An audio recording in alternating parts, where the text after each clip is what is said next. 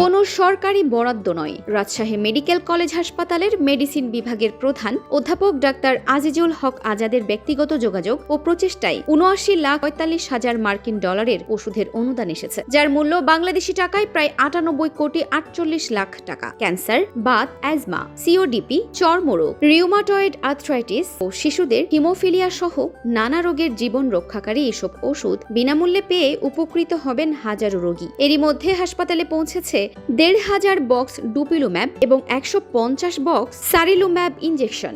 দীর্ঘ প্রক্রিয়ার পর এই প্রচেষ্টা সফল হয়েছে বলে জানান ডাক্তার আজিজুল হক আজাদ। এই ধারা অব্যাহত আছে, অলরেডি আছে, এবং আমরা গতকালকে আরেকটা চিঠি দিয়েছি আমাদের ডিজি ড্রাগ অ্যাডমিনিস্ট্রেশন স্যারকে। আমাদের নতুন একটা শিপমেন্ট আসবে, ওইখানে আরো অনেকগুলো ইনহেলার আসবে, প্রায় ২,০০০-এর উপরে ইনহেলার আসবে, এবং তারা খুব আশ্বস্ত হয়েছে বলেই কিন্তু আমাদেরকে পরবর্তীতে এত অঙ্কেরটা দিয়েছে। কারণ দেখেন, প্রথমবার আমাদেরকে কত কোটি টাকা দিয়েছিল, পরের বার ৩৬ কোটি টাকার প্রোডাক্ট, এবার প্রায় ১০০ কোটি টাকার প্রোডাক্ট আমরা পেয়েছি। ওষুধগুলো সময় মতো ব্যবহার করতে নির্দিষ্ট তাপমাত্রায় সংরক্ষণের ব্যবস্থা নেওয়া হয়েছে বলে জানান কর্মকর্তা।